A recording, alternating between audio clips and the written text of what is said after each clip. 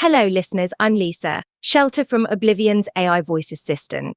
This episode is dedicated to the memory of Donna Gregg and Linda Tedish, epic mothers that left us too soon. They will be missed dearly. Now, go hug your mum.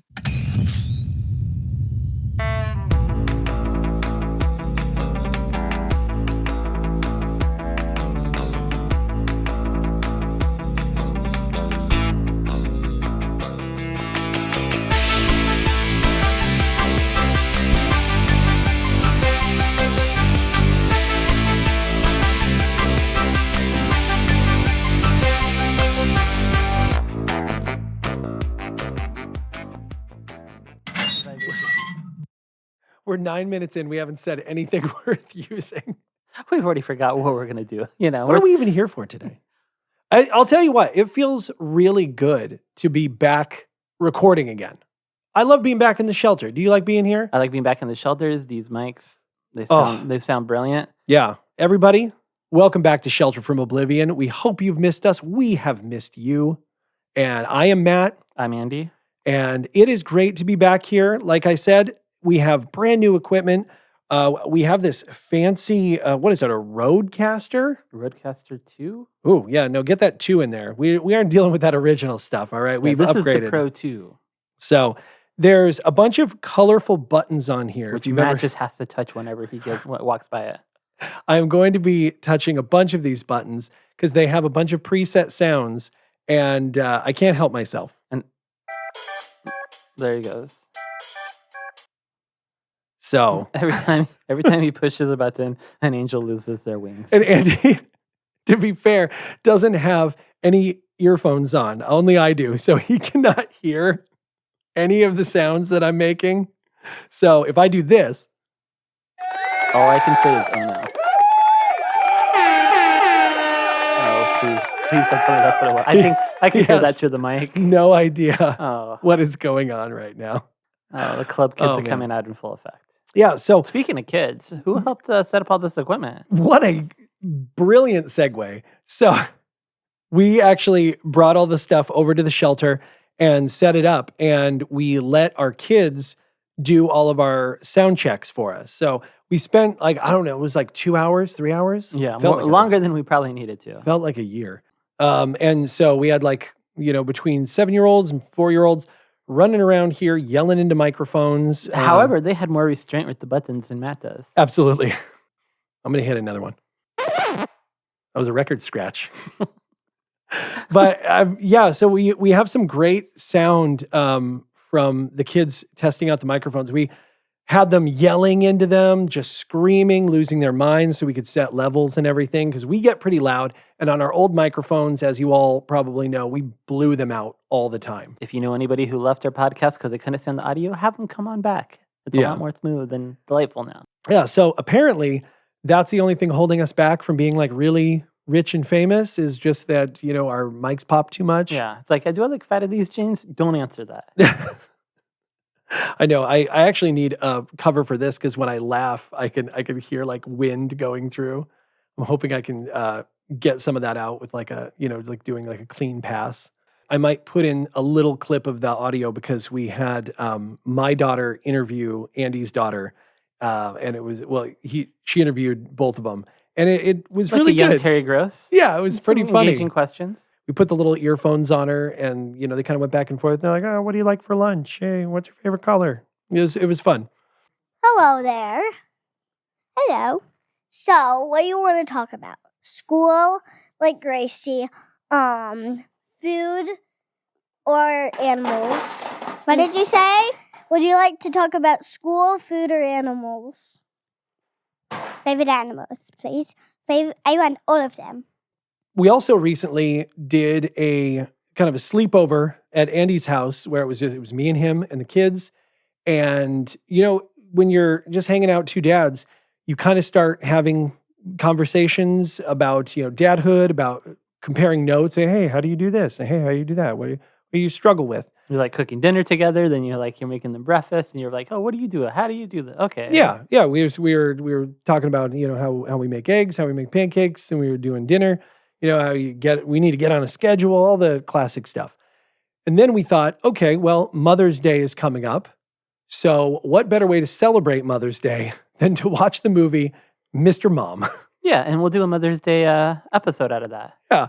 And it comes at a good time, I think, because Andy and I are both in a position where we, compared to our parents, have taken on more of the traditional household role than I think was sort of expected when we grew up. Now, I think we both, and correct me if I'm wrong, we both came from families where the traditional roles weren't necessarily there either. Like both of my parents worked. And I came from a military family, so guys step in and do a lot more, I think, than you might see in other families. Yeah.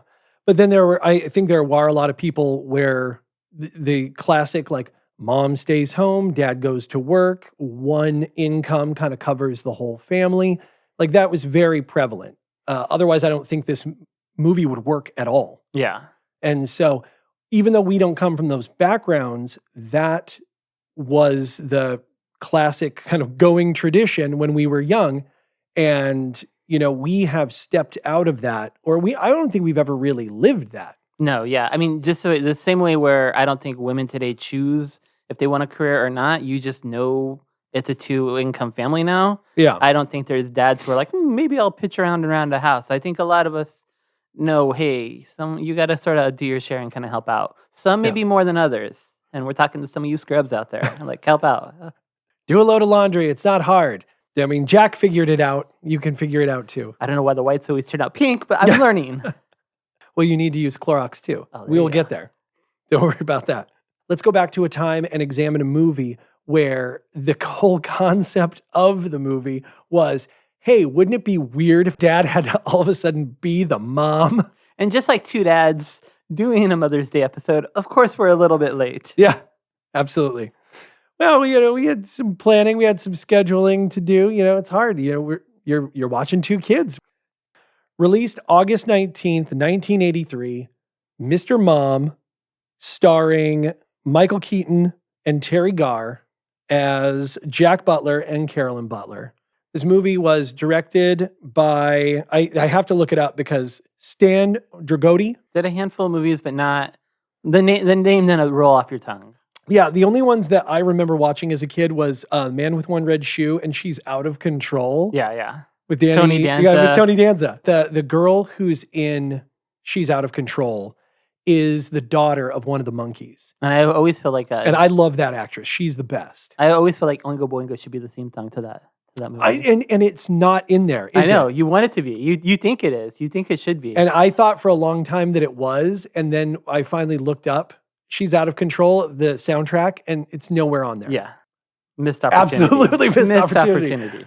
So, Mr. Mom, it came out in 1983, and we were both 3 and 4 years old. Yeah, so when that movie came out. Obviously didn't watch it in theaters. No. This is definitely one of those cable weekend movies. I actually have no idea how I came to this movie. I think it was probably either, through like HBO later in life, or we had it on a videotape that my grandma had dubbed. I'm pretty sure. I think as Michael Keaton got bigger, you saw more and more of his movies pop up on like those free cable weekend, Yeah. Like Dream Team and oh my God, I love Dream Team. Yeah, a lot of those Gunko. Yes. Everyone's like, oh, that's the guy from Batman. I know, which is crazy because it's like we were kind of discussing this earlier. In this movie, he works for a car company and gets laid off. It's kind of the key point of the movie. And then like 2 years later, he makes a movie where he's a guy who works for a car company. Which I just like to think, he found another job now over at Toyota this time. Yeah, this movie is written by John Hughes. And yes, that John Hughes, like Pretty in Pink John Hughes, Weird Science John Hughes, Home Alone John Hughes. So John Hughes wrote for the National Lampoon, also worked in advertising for many years. Yeah. So before he had written this movie, I was looking up different stuff. He had written some scripts for the TV show version of Animal House called Delta House.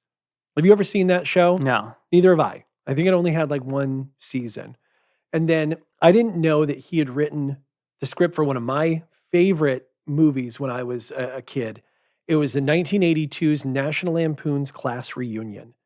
That was like his major writing credit. I think that was his first writing credit when he got a job at Lampoon. Man, I love that movie so much.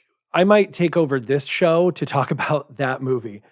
We had talked on previous shows about how I was never regulated at what I could watch. And I should not have been watching that movie. But I watch this movie all the time. And you've never seen this, I've never have seen you? this, no. See, where I hadn't rewatched Down and Out in Beverly Hills, which is a movie we're going to talk about later down the line. You need to see this movie really bad, like immediately. It's very weird. It's a very weird film because it's a horror movie. John Hughes, that guy, he would just write films so quickly. Yeah. So yeah, it's not surprising that, he had this in the middle of writing 2 other movies. He's like, oh, here's Mr. Mom. When he wrote Pretty in Pink, he also wrote Some Kind of Wonderful. Pretty much the same movie. Yeah. Just 2 different, like if this was about like a woman, this is about this is about a girl in high school. This is about a boy in high school, but it's like the same movie. Yeah. Yeah. He's a powerhouse. Funny point though is this movie came out the same year as his other movie, National Lampoon's Vacation, Which everybody remembers. Yeah. And not a lot of people remember Mr. Mom. But Mr. Mom grossed more money than Vacation. It beat out Vacation by, I think, like $3 million in 1983. It was the 9th highest grossing movie. Isn't that crazy? That is pretty crazy. It went up against Risky Business in the theater. So that year, Return of the Jedi, obviously like the biggest grossing film. But then Terms of Endearment, which is a good film. Flashdance, Trading Spaces. Yeah, Staying Alive came out. But yeah, Mr. Mom came out right ahead of Risky Business that year. But then right under that by a couple of million is Vacation, which is crazy because I honestly thought Vacation, based on the popularity in pop culture, that it was the bigger movie. Yeah, because Mr. Mom's one of those movies where if you mention it, people know the name, but they might not remember or had ever seen the movie. I feel like Vacation, I feel like a lot of people remember the original Vacation. Yeah. And Chevy Chase was actually one of the people who was up for Michael Keaton's role. Oh, nice. In this movie, yeah. Yeah, this movie surprisingly has like a lot of different ties into it. So you have Chevy Chase, who almost did the role of Jack Butler in this movie. Then you also have Tom Hanks, who almost did the role of Jack Butler. He ended up taking Splash, which then Michael Keaton had turned down. Had turned down Splash. Who Michael Keaton, right before doing this movie, had done Night Shift with Ron Howard. It was his breakout film. Yeah, and Ron Howard had been approached to direct Mr. Mom, but then he decided to go and direct Splash. And it's a crazy web of like so many different people coming in and out of these projects. I was also listening to something yesterday about how Mr. Mom originally was pitched as a TV show movie, right? So it was going to be a whole different cast of people that were going to make a TV show out of it, or a TV movie out of it. They decided not to go with that. They made the full production, right, as it was made in 83. Then later they went back and they reshot a 30-minute made-for-TV movie again. Whole different cast. I mean, people I've really never heard of. You might recognize The only reason them. I can see that happening is because Aaron Spelling produced it, who's known for, the lots of TV shows. Yeah. Saved by the Bell, 90210, all those shows. Oh, yeah. I mean, and tons of stuff through the late 60s, early 70s. Yeah. Hey listeners, Lisa again, here to begrudgingly present some facts about Aaron Spelling since Matt and Andy couldn't be bothered to hire a real assistant, or, here's a thought, do it themselves. They're too busy playing Dr. Mario and getting their hands stuck in Pringles cans. Some of the other things Aaron Spelling produced include The Mod Squad, The Love Boat, Charlie's Angels, Starsky and Hutch, Fantasy Island, The $6 Million Man, Heart to Heart, Dynasty and the Man from U.N.C.L.E. Now, back to those 2 lovable idiots. Already in progress. Let's just get into the movie. You can tell Jack's a little checked out. He's waiting for the carpool. He's waiting for his guys to pick him up to take him to work. He's recycling jokes to his kids. Here's the joke of the day. What's green and rides through the west? The long pickle. Oh, I've told that one before. I know that is such a great moment where a dad is trying to So Jack sits down, right? And he goes, "Hey, what are you watching here, kitty?" And he sees on the screen, or we see that it's the Hulk, right? Being grabbed by a robot. And instead of saying, "Ah, the Hulk, I like that guy," he says, "Robots, huh?" And that is such a checked out dad thing. I've done that before. Well, and it with my goes to a later kids. argument. It's like, even when you're here, you're not here. Yeah. Dad's working all the time. Obviously isn't helping around with the house. About to take off for work. Right, I love that he uses the baby's milk in his coffee. Yeah. Fantastic.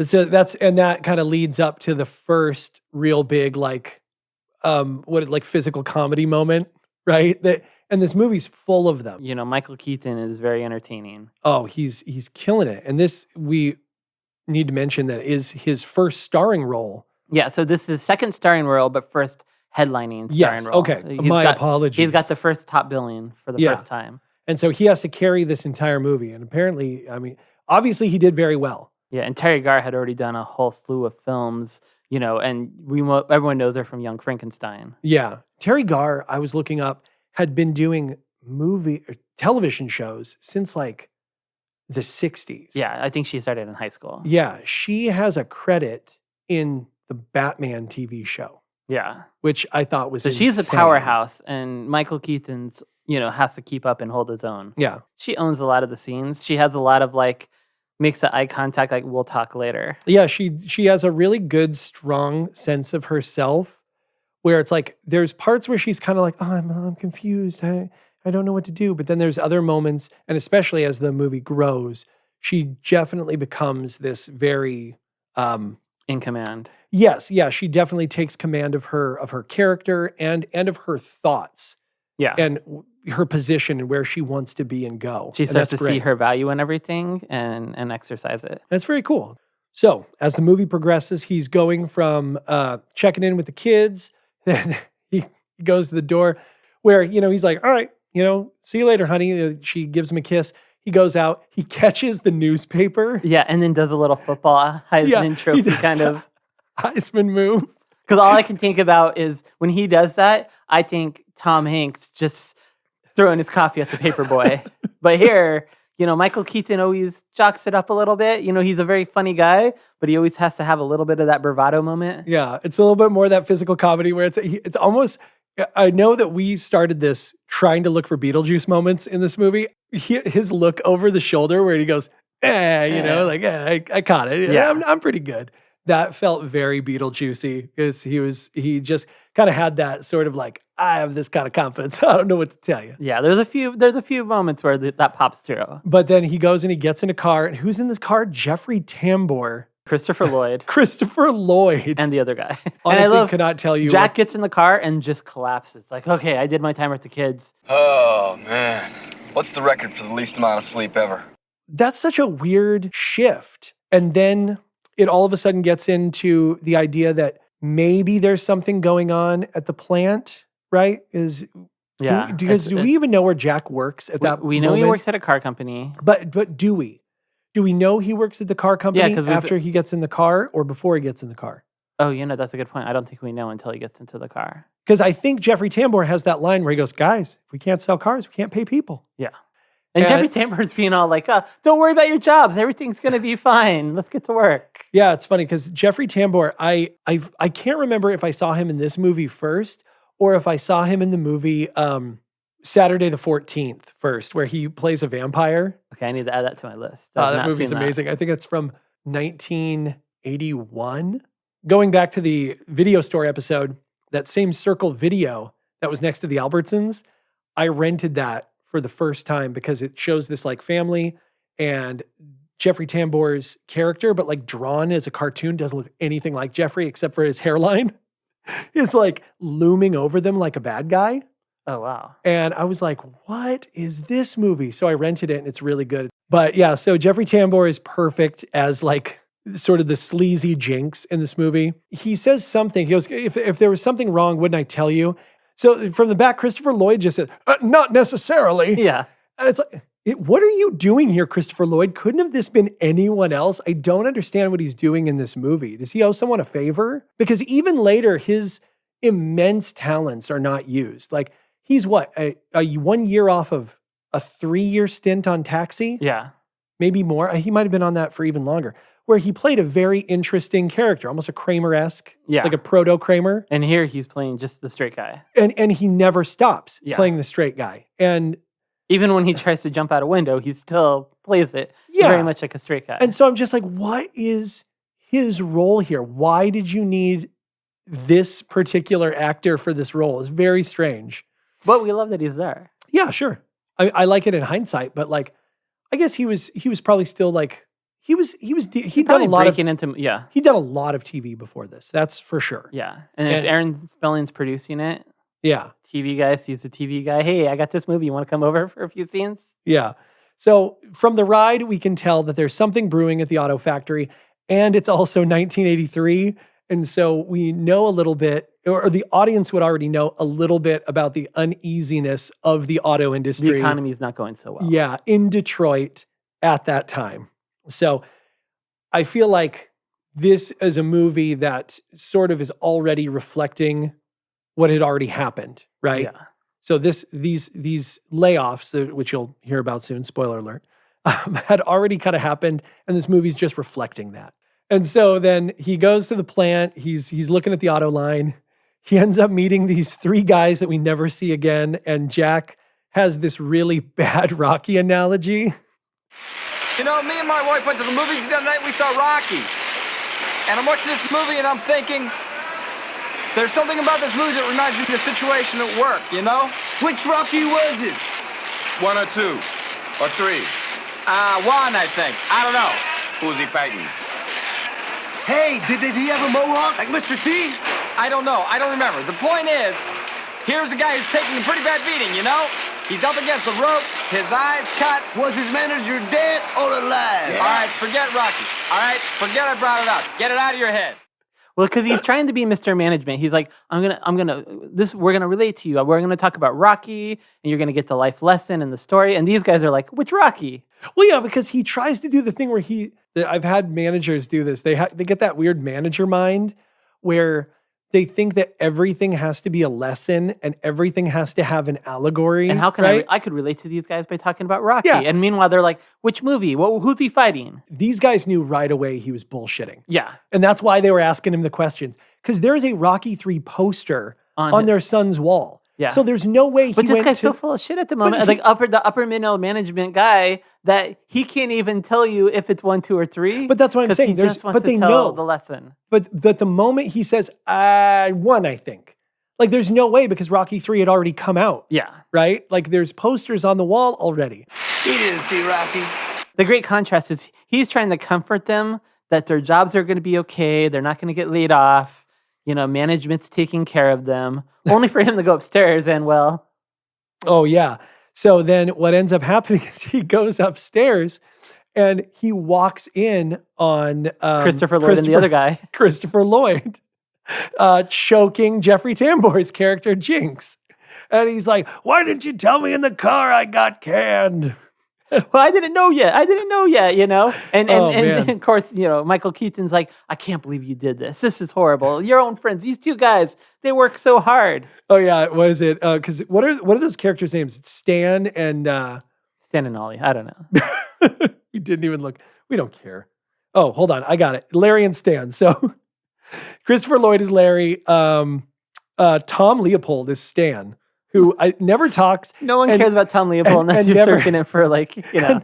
And he certainly is not prone to choking people out in this movie, at least. So yeah, he's like, oh, how could you do this to Larry and Stan? They've been your best guys. And then they're like, you're fired too. Oh, you fired me? Wait a minute, you're not fired. You're furloughed. So Jack jumps over the desk and starts strangling Jeffrey Tambor himself.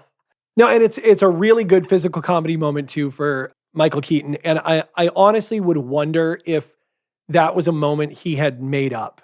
I can't say for sure. Could see that. I could totally see them rolling. And he starts with the what? Why I'm fired? And then he just thinks, wouldn't it be hilarious if I started choking him too? Yeah.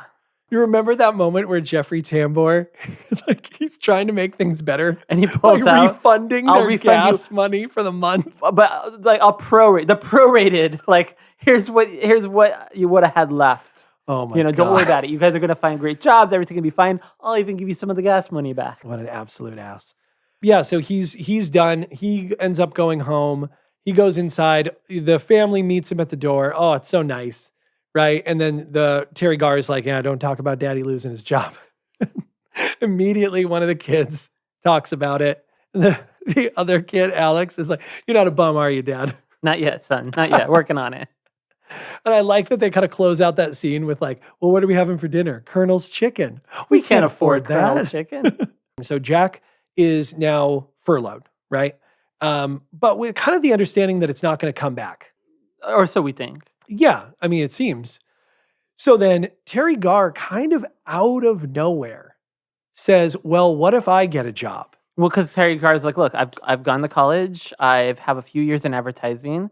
I'll put out a few fillers. Now, yes, and she does say all those words, but my contention is that there was no underpinning in the story of her yearning to get back to work. And so it kind of, for me, despite like, yes, the cultural shift of women in the workplace, there's nothing specific about her character where she's walking around going like even if she'd been watching TV and saw a commercial and she was like, I wouldn't have gone with that. Or like anything that had given the inclination that she was tired of being a mom or wanted to do something different, I feel like that would have helped. But I also think in the honesty of it is that, she even says later on, she wasn't upset when she was like a stay-at-home mom.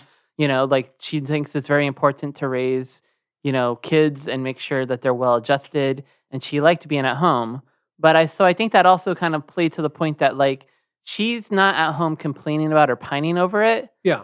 But she does have those skills. And she's put those skills either on hold or she's put them away to do another thing that she thinks she has really great skills at, which she does, of raising a family. So I think for her, this isn't so out of place. I just think it might be out of place for him. Yeah. Because like, well, you've never talked about this. You haven't complained about this. The same way he's not complaining about not getting any sleep. He's waking up, I'm chipper, honey. Yeah. I had a good sleep. Only to hop into the car and be like, oh, Two people what's the who are record for not getting sleep? constantly They're lying trying to to, each it's other. the 80s. They're trying to stay positive with each other. And I don't think they're bringing, again, we live in a time now where we share a lot of our emotions and our feelings. Early 80s, you're still in that world where people aren't sharing all of their everyday thoughts. I guess to your point, yeah. I mean, maybe she had been mulling it around for a while. Mulling it? Yeah. Martin mulling it. Or I think it's Martin just in the mulling back it around. pocket. It was like, Yeah. she had no plans of doing this, but the second crisis hits the family, I mean, she's got to make sure the family stays together. She's got to make sure there's going to be money. They're not going to lose the house. So I think for her, she just snaps into action. What's a mom do? Well, I have these other skills also. Okay. Let me put out some fillers. You think you're gonna get a job before I do? Oh, Jack, this isn't a contest. No, This- hon, this will be good. This is a good idea. We'll make it a contest. It'll be fun. I'll bet you 100 to 1. Ah. You don't get a job before I do. Okay? Come on, doll face. Give me $1. I don't even have $1. Oh, you want to bet, but you don't have $1. Hey, I don't want to bet. Hey, I thought somebody said they wanted to bet. Where do I get the kids? I don't bet. I don't take bets. I don't believe in Well, bets. you're betting now. Alex, Kenny, come here. And so now she's getting ready to go to her first day, and he is they're going over like what it's going to be like for him. She's to a be the little dad worried about for- her first day. She hasn't worked in advertising in 8 years. She's going to this big company. He's like, I'm going to be fine. I got the kids. I'm taking care of the kids. This will be easy. Yeah, he's going to figure it out. And it doesn't go the way he expects. Yeah. But yeah, Carolyn, you find out her boss is Martin Mull, right? From classic Fernwood Tonight. If anybody's seen that show. Have you ever seen Fernwood I've Tonight? never seen that. Oh my God, that show's amazing. Yeah, it's Martin Mull. It's a spinoff of another show that was very weird. The actress who plays the mother of the Sphinx from Mystery Men, Oh, wow. Yeah. that lady is in a show. It's like a drama comedy. It's very strange. It was on in the late 70s. And Martin Mull was a character on that show. And the town of Fernwood was where the show took place. And then there was a spinoff where he hosted a show called Fernwood Tonight. And it was a comedy show where it was a late night talk show comedy show. It was pretty good. See, this is what's great about Matt. He's an encyclopedia for all these like movies and shows you may or may not remember. So just like some of you, when I listen to this, I will be taking notes and watching some of these things I've never heard of. Anyway, that was a big tangent. So she goes and she's working for Martin Mull, and Martin Mull is a classic, like third generation money womanizer. His dad president. started an ad agency that, of course, he's the head of. Their big client that they started the ad agency with isn't happy. No one seems to can figure out how to sell tuna. Enter in woman from advertising who's been a stay-at-home mom for 8 years and has actually, unlike John Hughes or anyone else in the movie, has actually been in a supermarket. Yeah. So she comes in and all of a sudden it's this, and it's so weird. It is it is what I'm in marketing. And what you see in that movie is what people think marketing is like. It is a long table with 28 people at it, all smoking, with crumpled paper everywhere and stuff put up all over the wall, trying to pitch each other ideas. And it is nothing like that in real life. This is such a crazy writer's room farce, but I love it. And so she gets up and she's like looking at all these pitches that people have. And it's her first day and all these people are being very intimidating. And so she's trying to be nice about, well, this might not work or this. And he's like, just cut the crap. Yeah. Like, what do you like or not like? And then she just goes straight into it. Well, this all sucks. Yeah. Well, and all the people are your classic sort of like, I don't know what you call it, your corporate dicks. They're all just very sarcastic and they're out of touch ad people who've, they live at a higher stratosphere than the people they're selling to, and they're not quite getting why it's even a big deal. Yeah. You want me to be really honest with you, Ron? No, lie to him. He likes it. And right away, in classic fashion, you can kind of see that Martin Mull's character likes Terry Garr, both for what she can, bring to the table, but also he's like clearly his like ulterior motives, very taken by her looks. And so that's very classic movie trope. But she's going in there just business. Like she has experience in a grocery store. She knows what selling to moms is like. And she quickly realizes this isn't rocket science. Like, I actually am bringing value to this table that obviously the rest of the side of touch table does not have. Speaking of supermarkets, we're going to move over, and what at the same time is Michael Keaton's Jack character doing? Now going to a supermarket for what appears to be a first time. Well, yeah, first he has to drop his son off, and his son, which this has happened to me. So he's going to drop his son off at school for the first time. And he goes, "Dad, you're doing it wrong." He goes, "What? Why are all these people in my way?" For the first time you meet Miriam Flynn. She's from Class Reunion. She also, that same year, was Eddie's wife in Vacation. Nice. Right? And subsequently went on to play that character multiple times. But yeah, Annette's the best. Her character in this is fantastic. And so she ends up... She's one of many moms to sort of help Michael Keaton kind of navigate this new... She's the first of the many moms. And so it's this great condescending moment. He pulls up to the window and she goes, "You're doing it wrong." And then she says a line that I absolutely love because it kind of puts you in the headspace for what this movie really is doing. When she says, "This is what I tell all my new mommies." It's like, I love that line because it tells you that it's like, no, we're not taking this movie from the aspect of you're a dad doing house roles. Yeah. You are a dad who is acting like a mom. Like, that's the funny thing. Is like, we live in this modern world where it's like dads wash dishes, dads do laundry, right? I'm going to go home and I'm going to do laundry right after this. And that's normal. And that is called parenting. But in this movie, in this lens, he is doing mom things. He is being a mom. Yeah. And that's why it's called Mr. Mom. And I get that. But that's what you need to come to this movie understanding that his role is not being a parent. His role in this is I am a mommy. Yeah. You know what I mean? When I think this is coming from John Hughes, where we obviously start to see John Hughes himself probably doesn't do a lot of this and was just as shocked, versus where I think there are other men of that time that find this funny because they're already starting to step in. Yeah. And you see that later when he's at the job interview and the two dads are swapping recipes. See, have you done that though? Have you dropped your kids off and had them tell you did it wrong? Because that's happened to me. No, because I don't think I go in there just thinking I can park wherever I want. I'm a dad. I look at the order. I'm like, well, if this is what they're doing, let me hop into a line. I don't walk into a movie theater going, there's a big line. What's that for? I'm just going to walk into the door. Yeah. So what happened to me once, I'm taking my daughter to school, and I've taken her to school many times before, but my schedule switched to where my wife now takes our daughter to school the most. I would say like one time a month I get to take her to school. And so she has her own way that she's been going.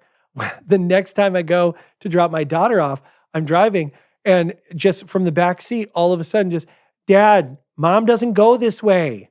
Mom goes down this street so that she can park a certain way to get the buttery parking spot. I'm like, what's a buttery parking spot? And she's like, oh, it's a parking spot. Like, Mom pulls in, it's right against the school. And she's just like, this is the buttery spot. And she's like, she doesn't go this way. See, that is funny, because speaking of buttery spot, and like when your kids are used to your mom doing one or your dad, like my wife, when she makes pancakes, obviously I made pancakes for the kids once and I did it the wrong way.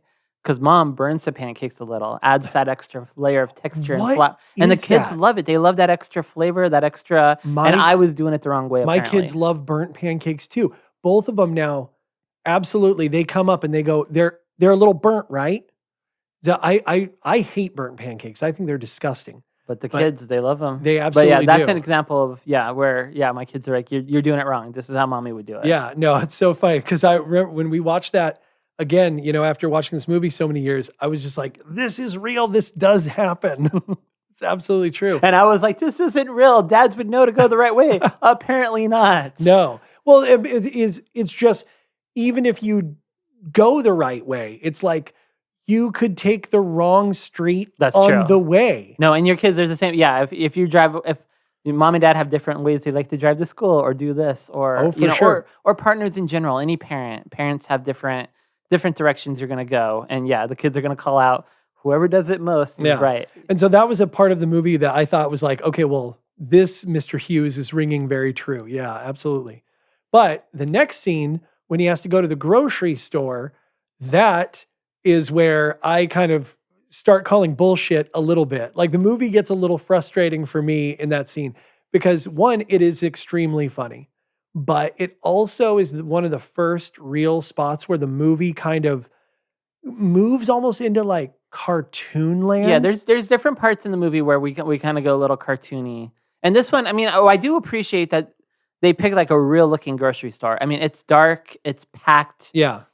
I used to work at a grocery store that had the exact same signage, grapes, $2.99 a pound, like all written out with like giant marker. And then there was a grocery store that my grandparents live by, and it still looks like that. It still to this day looks like the grocery store that he's in this movie. Yeah. And so it was pretty cool to see, like a real grocery store that I remember going to when I was little. Kenny, where are the eggs? Oh, there, Dad. It's just, this scene is weird to me. It plays so strange because it's like you have a grown man who is an engineer who has no idea how to put food in a cart and push it around a building. And he just literally is looking around lost. Like, he's asking his son Kenny, where the Cheerios are, I think. This guy doesn't know his eggs from a Cheerio, and he's telling me what to do. And Kenny's like, oh, they're down this way. He's got to ask his son. And every aisle he goes to, he spills something. Yeah, I love it. It starts with like the grapefruit, and he just spills all the grapefruit. And they have that running gag of like, Herb, clean up in aisle 6. Clean up in produce! Kenny, I told you not to touch the grapefruit. And so, he's just going and he's just causing chaos all over the store. He runs into another cart for a woman and just throws some chips. Here, we'll sell it out of court. I'm going to try that the next time I go to the grocery store. But I also love in that cartoony environment when he does that, she just looks at him like, you weirdo. Yeah. Like, Well, she's not happy. No one in this grocery store is happy. No one besides Anne, who he meets later, is happy at all to be there. Like it's interesting because it's a grocery store that's filled with people in the middle of the day. Yeah. And I like the fact that they do kind of let you know that it's mostly older ladies. Like they're kind of real about When you have a who feeling, would be out. you have a feeling everybody's on a schedule. So like he's messing up wherever they were at, and they're at the grocery store now. They may have been somewhere before, and they got to get somewhere going next. So to them, this is work. We got to get through this. This guy's messing up the flow. He doesn't know what he's doing. Well, yeah, when he tries to go back and he tries to get meat from the deli counter, and the lady's going through all the lists of meat he wants options, provolone, bologna, separatus, like all these different. And Next, May I have a half a pound of ham? boiled, baked, smoked, salt cured, sugar cured, prosciutto or Westphalian. All right, forget it. Just tell you what, just give me a half pound of salami. Italian, kosher, hard pork, beef, koto or what? you have like, what is it, like 7 or 8 like older women just like stacked up behind him waiting. And then he's like, he wants cheese, and she goes through all the names of the cheese. And it just, you could feel the pressure. And you hear a woman in the background just get bologna, mister. Yeah, yeah. But yeah, he's just, and then there's the scene that I think is really funny. And it like, it's kind of a subtle thing, but we've all kind of, as men, has been in that situation where he looks at the list. Yeah. This is so, Michael Keaton is so good. He looks down at the list and he goes, oh, and you don't know what is happening. And then you see him side sneaking over to get a big box of Kotex and like kind of hold it in front of him and get it back into the cart. Like there's anyone to be embarrassed in front of, but he's like, okay, here I go. Yeah, no, and it's funny because there is almost no man alive who hasn't had to make that pilgrimage at some point. And I can't say that I have not been Jack Butler in that moment. Where you're just like, oh, yeah, and like, where's the self-checkout? Exactly. And it's why I started loving self-checkout, because I was like, yeah, if you get that in the cart real fast, bury it under a bunch of stuff. Of course, when he goes to self-checkout, it's the classic price check. Oh God, You know? yeah. When he grabs the microphone from which her. is a great role reversal, because it used to be that you used to think that scene was when like a young buck's trying to go buy condoms for the first time, and can I get a price check on these? Yeah, that's Edie McClurg, right? Oh yeah, she's also Ferris Bueller's Day Off. They think he's a righteous dude. She's in Small Wonder. Yep, she's in Planes, Trains, and Automobiles. She's in a lot of John Hughes stuff. Yeah, as a background. I don't think this was her first role at all, but yeah, I mean she's so good in it too. You lost a kid. You left a kid in a cart. But then he goes, and how did he get that kid in his cart? He's got the wrong kid. He's got the wrong kid in the cart. He rushes over to some other lady who has his kid. They switch kids, only for this lady to be like, I don't have a kid. Oh my gosh. Yeah, that is a great, that almost feels like a Carl Reiner movie moment. Yeah. Or something like that, where it's just, yeah, because she's like, oh, thank you. I don't have a kid. Like it almost feels misplaced. Yeah. The comedy is so out there. But it works so well. Yeah. He meets Joan. Joan's holding his kid, his daughter. Irv, clean up on aisle 7. Irv, we were never in aisle 7. I'm telling you, honest. Yeah. So the next scene is he's giving the kids a bath.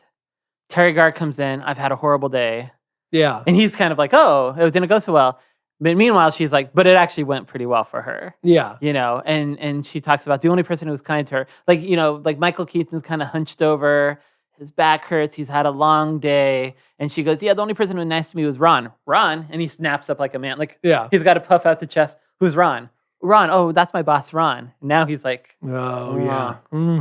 We don't like Ron. Yeah. Ron's telling his wife what to do. We don't like that. Yeah. There's another rooster in my house. And then he's proud of himself. He's giving the kids a bath, only for her to pull one of the kids out, and they're wearing slippers. And I love those slippers too. They sold those. Bert and Ernie slippers. Yeah, I think they sold those in the old Sears Wish book back in the day. And that's again a weird moment for Jack though, because he's like, oh, I didn't want him to get his feet wet. Yeah, well, because again, Michael Keaton's always going to find a joke somewhere in there. It's just ridiculous. Yeah. So then what ends up happening next, I believe, is Terry Garr is getting ready. Her boss, Ron's, coming to pick her up, or has sent a car for her because she's got to go to a meeting with the tuna people. And Jack's in his robe. He thinks just like a car service is coming, only to find out a limo has arrived and her boss, Ron, is actually in the limo. Yes. So then, of course, Michael Keaton, Jack Butler, cannot just sit there in a robe. So he runs off real quick, has his son answer the door, only to come back out in overalls and a chainsaw. Yeah, this is such a weird and funny moment because you don't know what's going to happen. You just see his eyes sort of get wide and he runs away. So you really have no idea what's coming. And it's funny that he kind of decided to go like lowbrow, like even more lowbrow than, a limo just arrived. So he went podunk. But it's also like, I mean, I think he just found whatever he could find. Yeah. But I also think, because you think about this is the 80s. So he's going to flex some of his masculinity. Yeah. Where you think about if this were like the late 90s or early 2000s, you could see a Will Ferrell kind of being emasculated in the robe and just kind of taking it. And here it's early 80s. He's not going to take it. He's like, okay, here comes this guy in a suit. I'm coming out with the chainsaw. I'm really going to overcompensate. 80s, overcompensating, has the chainsaw. You want a beer? How you doing? You must be Ron Richardson. I'm Jack Butler. Nice to meet you. Pleased to meet you. Huh? I say I'm pleased to meet you. No, but it's funny too though because I like the scene in the fact that it doesn't play well, like perfect for either of them. Like Jack is clearly like intimidated. So Martin Mull is just being Martin Mull. Yeah. And he just kind of comes in and he's sort of takes over. He's this guy who's like used to being, said yes to. So when he walks in, that's what he's doing. He's like talks to the son. He's like, hey, is your mother here? And he's kind of standing around in his confidence. Yeah. Jack comes in trying to kind of intimidate him a little bit. But Martin Mull doesn't cry. But yeah, Martin Mull doesn't do anything. He gets some great lines in. Like, because he's like, of course you're out of work right now. I'm sorry about that, buddy. Yeah. He keeps finding those, calls him a hubby, like just really kind of, it's like Jack starts talking about how he's going to tear down a wall and kind of add something to the house. And Martin Mull is like, oh, what are you going to replace everything with 220? Yeah, 220, 221, whatever it takes. Which, by the way, is a line that Martin Mull pitched to Michael Keaton. Oh, nice. Yeah, so that when they were getting ready, he told him, he goes, maybe you say something like, 220, 221, whatever it takes. And Michael Keaton said that he just rolled over. Yeah, it's a great line because it allows Martin Mull subtly to win the scene. Yeah. He's still not a good guy. This guy is not a good guy. No, but he's at least seems to have a little bit of actual intelligence behind him. And then it's great because at the end of the scene, Carol, she just lets the scene play out, but then she kind of gives him that evil eye wife, like, what are you doing? What are you doing? I know. And then we gotta roll through some more of these scenes pretty quick, but I think the next long one that's worth talking about is, so Carol leaves, and then I think the most ridiculous scene of the movie, kind of the penultimate cartoony nonsense moment. This is Jack's first day on the job. Really, this is if the first day was like his getting ready for it, today he's got the house. He's going to clean the house. He's in charge of the house. Yeah. And what happens? And this is sort of like one of those things where it's like, this almost starts feeling like where it goes from like a movie that's trying to relate real life. All of a sudden, now we're watching like a 1965 television show. This is like an episode of Bewitched all of a sudden. Yeah. Because Jack opens the door to a TV repair woman who charges $45 an hour. Who is hilarious. I love this actress. And the only other thing that I've seen her in, she does a great job, is she plays a detective in Who is Harry Crumb. Oh, nice. I actually saw her in that first. And then I saw this movie. And I love her. She's just funny.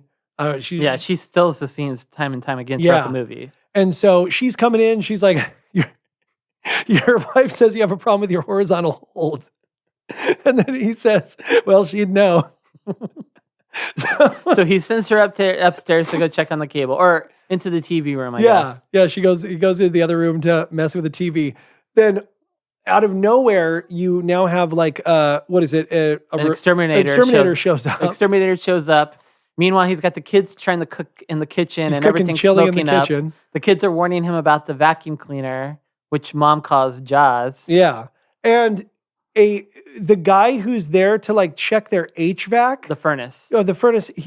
I'm there to light the pilot, check the pilot light. Yeah, he comes through the back door, not the front door for some reason. Yeah.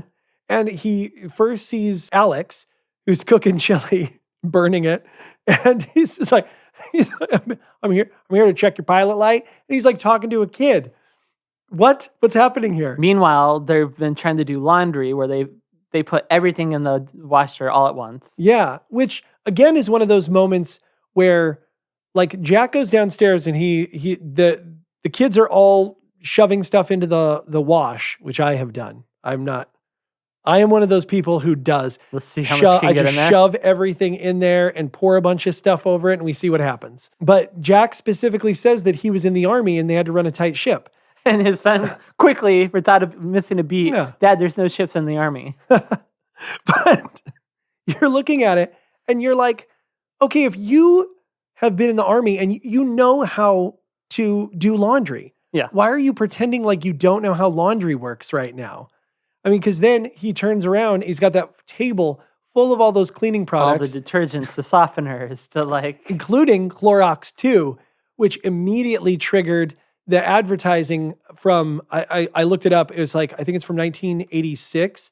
Do you remember the advertising that goes, Mama keeps me looking like I'm brand new. Mama's got the magic. Mama's got the magic. Clorox 2.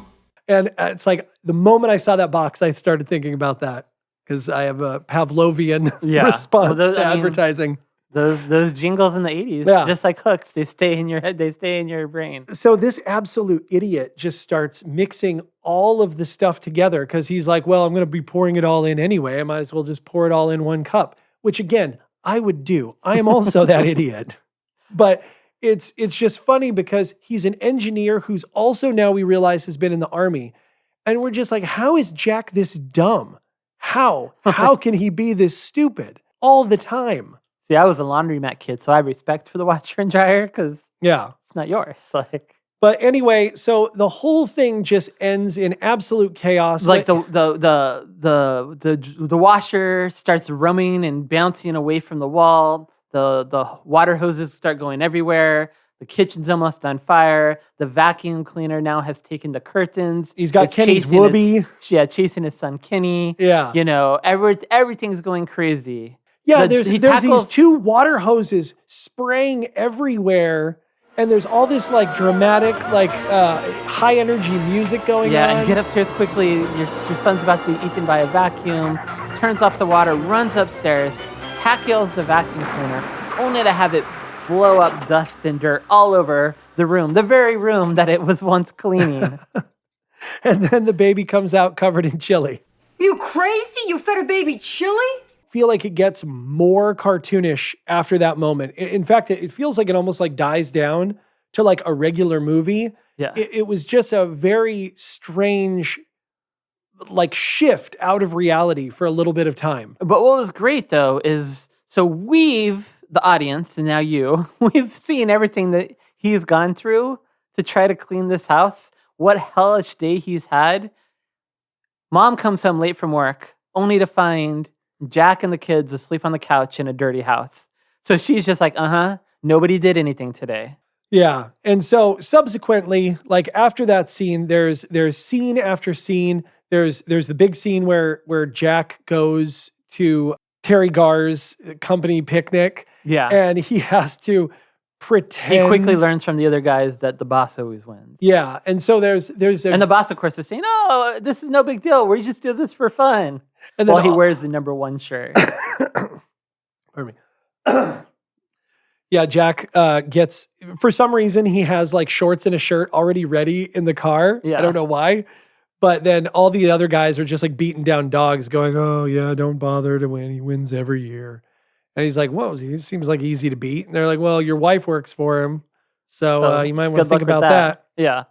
And then they do that great fake Chariots of Fire song. Yeah. It's a really good, I love it because if you're not paying attention, like in your memory, you think that song actually was Chariots of Fire. Yeah. And it clearly is not. And the backyard is like, I mean, Ron has pretty much an Aaron Spelling yard. Yeah. It's like a huge lawn that they've turned into like, whatever. Yeah, they have like they turned it into a big obstacle course. Yeah, it's a giant obstacle course. Like you have to ride a little trike and everything. It reminded me a little bit of that end decathlon from Revenge of the Nerds. Yeah. But yeah, so at the very end, Jack has to sort of throw. So at first he's trying to win and all the other guys are trying to sabotage him, being like, what are you doing? We don't want the boss mad. Don't win. Yeah, it's almost awkward because they're grabbing his feet. They're like holding on to him. It's not, to me, it's not as funny as I think that they thought it was going to be because there's really no context. No one told them to make him lose. And so it's weird that they're actively trying to make him lose because nothing bad's going to happen to them if he wins. So I just don't understand why they all care. It's just a bunch of toadies, I guess. Well, I guess in their world, is as long as their boss stays happy, everything's happy for them. Maybe. But if the boss gets in a bad mood, what's the boss going to find for them to do later? So maybe they've all been beaten down. The way Jack was in the beginning of the movie, like just beaten down at work where you're not gonna ruffle feathers. I just want to keep my job. Yeah, no, and then so it ultimately culminates with Jack losing throwing to the race Ron at the very last moment. Oh my God. And then Ron's big dumb baby face when he's I won. And now Ron does look like the entitled rich guy out of touch because he's got the little trophy. He's got the #1 shirt. They're picking him up. Oh my God. And, walking him around the line. Absolute and his pampered wife, baby boy. But meanwhile, Carolyn's looking at Jack like, nice work. Like, thank you.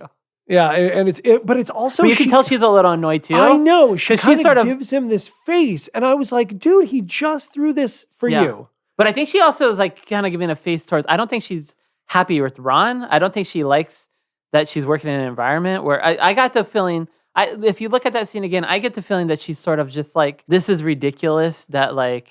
That this is happening in my life. Yeah. I can't just work at a job. Because even when she gets the job at the ad agency, she never seems to like bend over backwards for everyone. Like. Even when they're telling her what to do, she's still going to be like, I'm still going to stand up and talk about this. Yeah. Or I'm still going to, and part of this and what I like about the film is like, she's not having to do it all. She's not, part of me is working at home and part of me is going off to work. It's like, like in the movies, in the 80s, it's like the mom who had to do it all. She has to be a mom at home and she's got to be, she's got to work. What's great about this dynamic in the film is that Jack is taking Jack is being mom. Jack is doing everything at work right now, which is really allowing her to excel at work. And so she has this sort of attitude of like, if I lost this job, I'll be okay.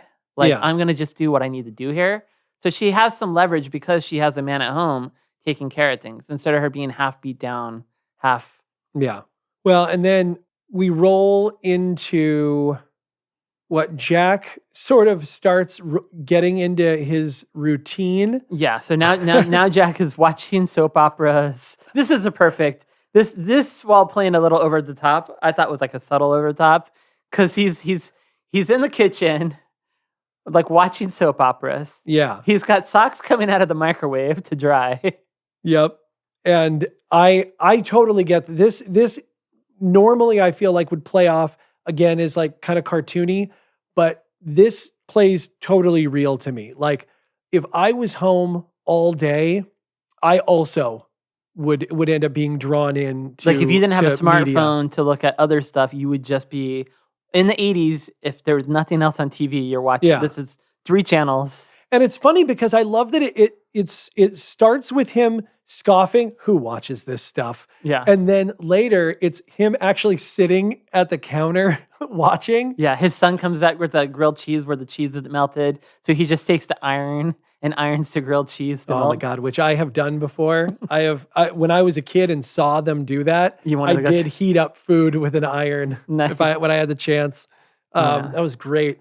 Now he's on the phone with other moms like, whose baby is this? Oh yeah, it was Victor. Right? Because the vasectomy didn't take. Oh, the vasectomy didn't take. That changes everything. I thought it was Kevin's. Kevin's a skunk. But yeah. I love that line. But then he goes, well, Kevin gets all the girls. So yeah, there's this strange, like almost like depression. But now he's that got a starts in. beard. He's wearing the same flannel every day. Yeah. He's put on a little weight. Right. You know, the scene ends with him playing poker with the girls. So instead of bridge night, now it's poker night. Yeah, and they're using coupons as money. God, I love Yeah. that. That is so funny to me. Like, and I like that they're commenting on the food that's being bought too. It's Who not eats this stuff? I eat that. I like it. What are you talking about? Jack, why you keep dealing me this crap? But I like that. I think that's really funny. And I think the idea that they're not just using the coupons, that they're actually commenting on the stuff and they're talking about the things they bought. Which chips have value? Which coupons have value or don't have value? That makes that scene so relatable and adds such a dimension to those characters. Not just like, oh, we were written some words. Yeah. It's they're actually doing something. And that is something very John Hughes cool. is really good. He gives all the characters have more depth or reason to be there. Yeah. But, you know, it's like, I what's would your action in the absolutely- scene? What's going to get you through it? I would love to play that.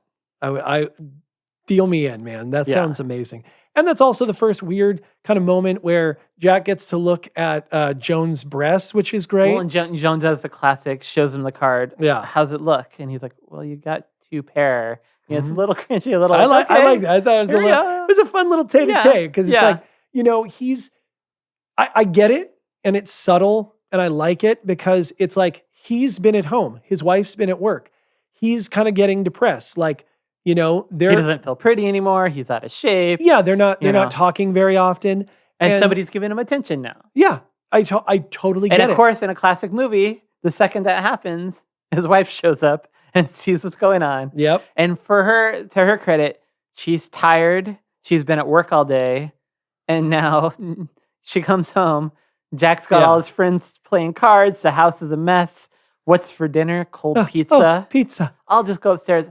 Anyways, because I have to still work tonight. Yeah. The same way you imagine if Jack's been tired at the beginning of the movie, he was probably bringing work home from, before this. Yeah, this is like kind of the penultimate shift of paradigm, right? Yeah. Like where now she's like the tired person who comes home from work. Oh, you didn't actually make me any dinner. Ugh, fine. Yeah. You know, and she feels They all have their disgusted first about real it. fight. This is their first time they actually, both of them, letting out a little bit. He realizes, okay, We're you watching know. the same shows. I'm liking them. Yeah. And meanwhile, she's calling him Orson Welles. Oh, I get it. I put on a little weight. Okay, well, fine. I'm going to go sleep on the couch then. I know. I do love that they sort of it's comical, but it works. You know, they're kind of flipping that thing around. But then, you know what's funny though is, again, this movie plays with sexism a lot. Yeah. But something that happens in this movie that would not get to happen in reverse is when he says, Where are you going? I'm going downstairs and sleep on the fat couch if I can get through the door. You'll be sure and take pride in some of that fat, Porky.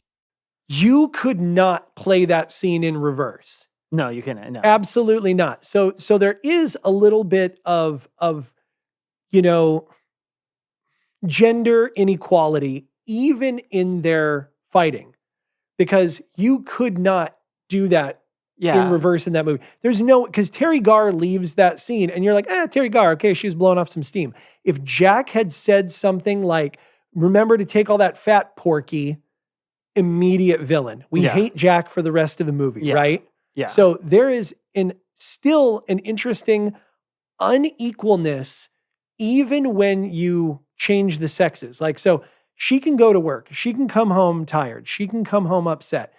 She as a person and as a character still gets to demean Jack in almost any way she wants, in a way Jack never could. Yeah, in that instance. But then vice versa, like in that time, in that movie. Oh, no, you tell me. No, in that time, in that movie, Jack isn't coming home to her playing poker with, like a bunch of people with the dirty house and cold pizza. That scene's not playing out. Well, that's true. Like she's held to a higher standard.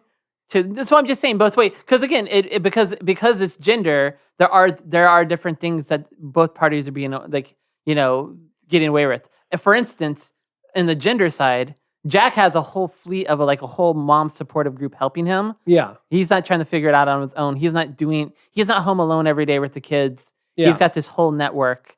But that's it's also definitely a different standards. But I think that also plays to his management character, because did Terry Garr have all those women coming over and playing bridge? I don't know. We never know that. Yeah. But now that Jack is in control at home, he's more social. He knows how to network. He knows how to manage. So he actually got all these women together to help him, right? Yeah. And so there's something to be said about that. Like Terry Garr's character, Carolyn, or is it just Carol? Yeah. Well, Carol. Her name is Carolyn. He does this a few times. And yes, I agree. It's frustrating. Never because she's competent enough to do it all on her own, though. We can all agree Jack Butler is not competent to pull off all this on his own. That is but I true. do see what you're saying. But I do think there's double standards, but I just want to make sure we're clear that there's definitely double standards on both sides. So this is one that we found for him. Fair enough. That he wouldn't be he wouldn't be able to do in reverse. But by no means in the scale of things are we anywhere near. Well, I think and then moving down the line. Okay, that was sort of a thing. Was there something right before that? No. So then after that, so right after that they fight. Yeah. So then now she goes off to work because she's prepared for the big tuna meeting. Yeah. And Jack now goes downstairs and is having the daydream. Okay, is that when that happens? That's when that happens. Yeah. So yeah, he goes downstairs. He's having that Young and the Restless daydream about Joan calls him and says, "Hey, he tells Joan, yeah, we had a little fight. I'll be right over." And then, like a cartoon, the doorbell rings right away. But we know, okay, she's not right. This is a dream. Something's happening. No, and it's funny because he goes through all those great things where he's like, he's like, "What about the beard?" Yeah, it's like the beard. She's like, "I like a beard." He's like, "What about the flannel?" She walks over, holds. Yeah, I love flannel. Well. And he's like, "That's two. I've gained a little weight." She's like, "I like a man with meat on the bones." And then he knows he's in trouble. He does the side turn. He goes, "Oh no!" Yeah, he knows he's in trouble. And then all of a sudden, he's making out with Joan. Yeah. The door opens. Oh, Carolyn pulls out a gun. Terry Garr comes in. Yeah, she comes in. She's got this beautiful gun. It's just this large the neighbor silver gun. She puts on a silencer. Classic 80s movie. And then this is the moment where I think we see the very first inklings of Beetlejuice inside of him, because he goes, "Shoot me. You're right. God knows I'm guilty. I deserve it." Kind of doing these great physical but motions. Only after while he gets caught making out with Joan in his dream. Yeah. And instead of being, "Oh no," he puts up a finger like, "Wait 1 second, I gotta finish this." Okay, now you can shoot me. So yeah, she ends up shooting him. And he goes and he sits down. He falls next to the chalked outline of himself. But before that, he sits down and he pops that beer open. Oh, yeah. And that was an improv move where he pops the beer and starts foaming everywhere, and he takes a big swig of it before he falls down. And then he rolls down onto the ground. And you can see misses the chalk outline of himself. Yeah. And kind of scoots back over into it. You can see in that moment when he pops that and he starts swigging that beer real quick. The character of Joan, she starts covering her mouth and she's like laughing really hard, but her back is turned so it doesn't look as obvious.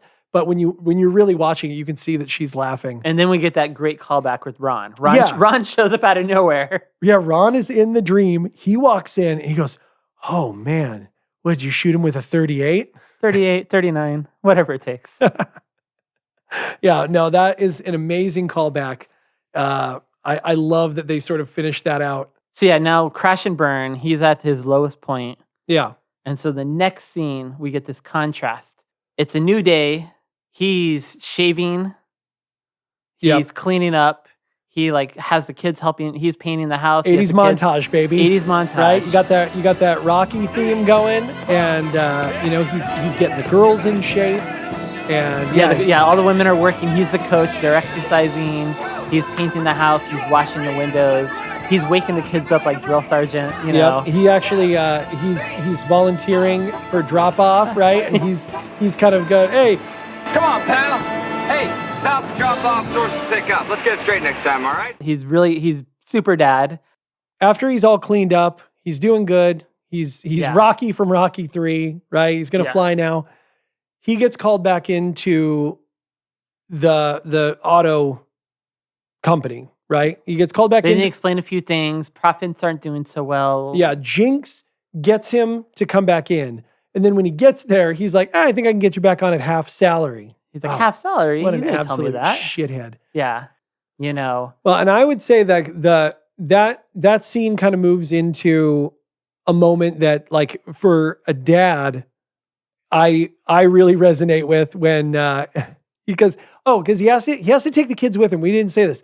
He has to take the kids with him because in a classic case, the babysitter shows up all punked out. Yeah, and she is a like punk, mildly punked out. Actually, but she is a punk rock teen, and you can't have punk rockers watching your kids. Yeah. Because what's great though is she looks like a neighbor kid who's just kind of like colored the tips of her hair, and she's wearing a leather jacket. She looks like she fell into. She looks like the most PG, like not even a PG, like just a rated G punk rocker. Yeah. But Suburban Jack is like, whoop. Nope. Yeah. I'm taking the kids with me. Yeah, he's got to take the kids with him. All 3 children have to come with him to this meeting. And so obviously, you know, when you have to take kids anywhere, they're not just going to sit there. You know, there's no iPads. He doesn't even have crayons or you know, anything for them to do. So Alex at some point pops his head into the meeting, and Jinx, you know, says, "Hey son, we're in a meeting right now." That makes Jack mad. Jack says that if he talks to his kid like that again, he's gonna knock him out. If you ever talk to my kid like that again, I'm knocking you out. That rage of somebody else like threatening your child, I totally get it. Yeah. Good job, Jack. You get an A+ for defending your family. But then he gets mad and he leaves, but he can't leave with any dignity. Because most parents will understand this. The second you want to leave a place, that's when your kids have to go to the bathroom. Oh my God. Yeah. And the scene where he's in the bathroom with his kids throwing toilet paper all over the place. He's trying to dry the other kid with the dryer. Oh my God. Yeah. And then the 2 bosses walk in. And I've had moments like this. Like if you don't go to a place that has like a communal bathroom that's sort of like, you know, you can go in as a family and lock it, and you just have to wild it out in a restroom. Yeah. Man, that is nuts. Like that happened to me just the other day. We were at this kind of like food pod that has this communal building in the middle. And there's no family bathroom there. It's just men's and women's. And so I'm by myself with my 2 kids. I have a 7-year-old and a 4-year-old. 4-year-old has to go to the bathroom. So I have to tell the 7-year-old, hey, just stand out here by this candy machine. Don't go anywhere. I take the other one in. He goes into a stall. And I'm standing outside the stall while all these other men are kind of going by. And I'm just like, how's it going? How you doing? You know how it is. And a lot of them are being real cool about it. But then I have to keep opening the door to make sure my 7-year-old hasn't run off. And I'm like, hey, you doing okay? She's like, yeah, I'm fine. Yeah. And it's just, I've just got to. You're taking all the real estate. I'm just, it's like everything is just, have to actively make eye contact with all these men and just have that weird social contract of like, what we're doing here is normal. What we're doing here is fine. No, yeah. I hear you. Like, I have daughters, and I always make, trying to take them into a bathroom, and it's always, right. But one time, one of my oldest daughter walked into the woman's room because she was like, I'm a woman, I'm going in, and I couldn't chase her in. Yeah. So so another mom was like, I got an eye on her. Yeah. You know, and then another mom came out, she's okay. And I was just like sitting here like, never do that again. But it was nice to see all these moms come to your rescue. Yeah, well, and I have to do that sometimes too. I spend a lot of time alone with my kids. So yeah, bathrooms are always the toughest. Like we were at a Carl's Jr. the other day, and so it's like I couldn't go in with my daughter. Like I didn't really want my daughter to go into the men's room because it's like, again, I would have to take my son and my daughter, and all of us would have to go stand in the men's room. Yeah. And so then I was like, do you think you can go in the ladies' room by yourself? And she's like, oh yeah, I got it. And I was like, okay. And so she went in there all by herself. She came out, but it's like, I had all this unnecessary anxiety. Yeah. And I'm like, are you okay? Was that all right? Was that fine? Were you doing okay? And she's like, yeah, I'm all right. You got Everything's fine. You stand by the door like a bouncer, like you can go in, you can. I don't think you can go. No, Yeah. but you're not really. But yeah, it's just like no. But yeah, it's very nerve-wracking. Yeah, it's just one of those things where it's like, I don't know if but it's like, I feel like everybody feels like that, and yet we don't do anything to change the bathrooms. I'm on board with bathroom changes. Yeah, no, I think so. If there's something I can sign, or like a piece of legislation that needs to go forward, I'm for it. Yeah. Across town, Carolyn's in the big meeting. Everyone has crashed and burned. All these people who laughed at her at the beginning of the movie, they've all been advertising. They know none of their ideas are sticking with the tuna guy. Yeah. So now she comes in and she catches everybody off guard. Yeah. She's got this pitch where she wants to have Schooner Tuna, in the midst of this recession, drop their price by 50 cents just while the recession is going, because they want to help out America. She says, quick, she goes through all the gimmicks that he's tried in the past. Yep. And almost kind of insults. He thinks he's being insulted. She's like, you have all these glasses that never sold, all these trips to Hawaii that never happened because of bad weather. He's like, wait, what's going on? And she's like, you know what? Quit giving gimmicks to the moms. What they really want, they want to know that you're there to help. Yeah. And she comes up with the whole campaign. We'll lower for temporarily. We understand that the economy is bad. We're going to lower the price by 50 cents. I know we're one of the most expensive fish on the market, but for this trying time, we will stand by you. When things are good, we will go back to our regular schedule price. Until then, we're all in this together. Schooner Tuna. And everyone in the meeting thinks she's just crashed and burned. The guy's silent.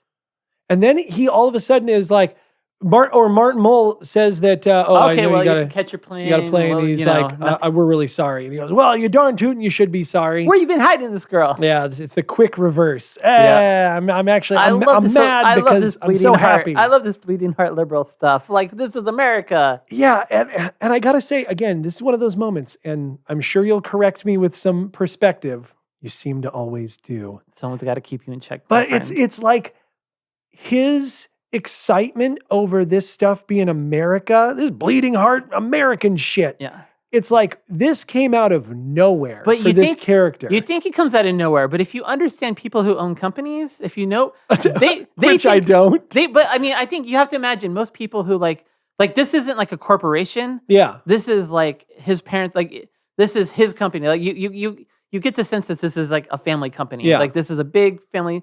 Like the grandfathers started the ad agency off of this campaign.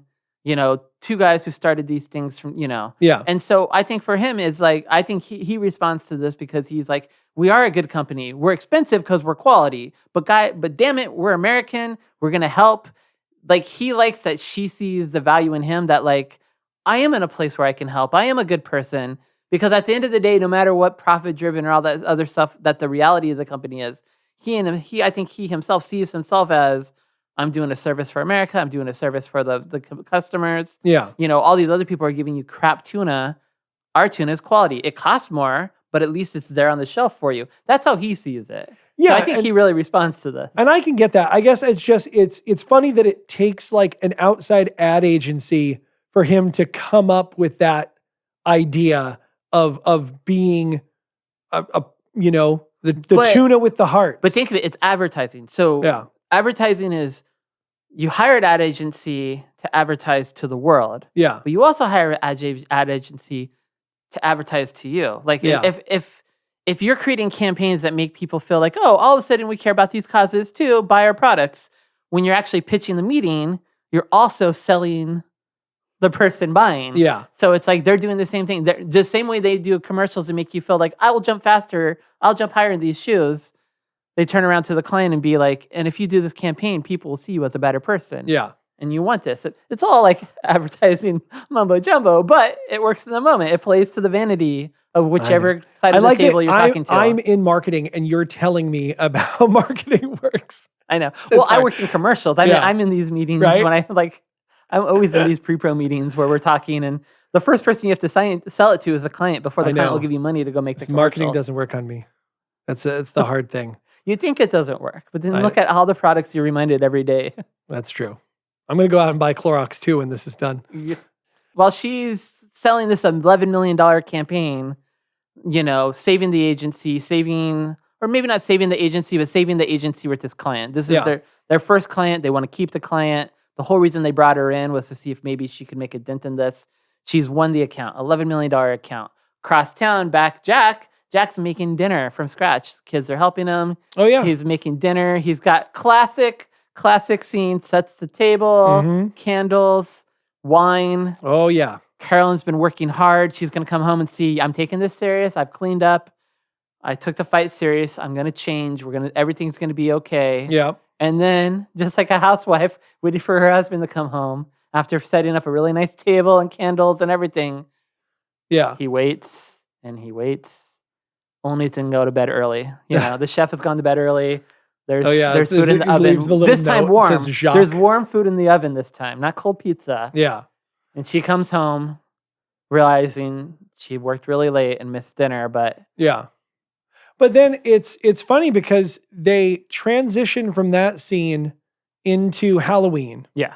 So this movie is a Halloween movie, by the way. You didn't know that. Yeah. That you should watch Mr. Mom at Halloween time every year. Yeah. And this scene actually played really personal to me because this last year I had to take the kids out alone for Halloween. And so Jack's all dressed up and he's going to take the kids out. I remember when I was a kid, I watched the scene. I really liked it because Annette ends up being dressed like E.T., which is really funny. And then Joan is like a sexy cat, of course. Oh, Joan. Meow. Right out of Guys and Dolls. Right? Like, I love it. But yeah, so Terry Garr has to leave. So she isn't going to be around for Halloween. And she has to go to California to do the big commercial. The kids they are pitched. upset. They're kind of guilting her. Why do you have to leave on Halloween? Why can't you go tomorrow? Yeah, and even Jack kind of comes out and he kind of gives her this heartfelt piece. It's like one of the most heartfelt things I think from the movie. That's like it's real, and it's very personal to me. Where it's like, of course not. I want you to succeed, and you gave me some real good advice once. So now let me give you some of mine. It's real easy to forget what's important. So don't. You know, even when you're here, you're not here. Yeah. You know, so I want you to understand that we're not going to be doing this much longer. Like, and I think about that all the time. Like, to be personal, I think about, you know, hey, this next year I have like 3 more Halloweens. I have like, you know, 5 the kids more. are going to go off in 10 years, or I have like 5 more real Halloweens before we're done, probably. And you know, before the kids lose interest, or they want to go do it with their friends. Yeah, and they don't want to do it too anymore. Yeah, and it's sad because I like taking the kids out last year, but it would have been more fun had we done it as a family if we could have. You know, it's like you don't want to be just one parent by yourself because there's so much that happens that you want to share those moments. You don't want to you can't tell somebody about a cool moment and have it really mean anything, you know? And you can take 1,000 pictures and it still doesn't matter. You have to be there. Yeah. And you can kind of feel Jack's frustration with that. I get it. And that's why it's acted beautifully. Yeah. And then on the flip side, whether you were talking to a dad or a mom who works and is like, and just won this really big campaign that the company needs, that's good for the family. Like, she's like, I have to go with everyone. Like, they shoot the commercial tomorrow. I'm the one who like pitched it. Yeah. You know, I kind of got to go do this. And so you understand like for her to have that career momentum, for her to get what she needs to get done, the same way you can see a dad making the same argument, you know? Yeah. I don't want to leave, but this is what's keeping the house going. This is what's keeping everything. It sucks. I'm going to miss Halloween, you know? So you feel for her also, because you're like, oh, she's got to go. Like, this is what she's doing. This is her job. Yeah. But yeah, it's like, oh, Halloween. That's tough. That's the hard one. Yeah. And then there's that moment of Annette when she goes up to Jack at the end and goes, little woman's off again, huh? Shut up, Annette. But yeah, so then she goes off, she's making the commercial. And here's where if we just saw Jack as super dad, you know, the scene before, getting the house all ready, making dinner. Now when you see her on set, she's not timid anymore. It's like she got the campaign.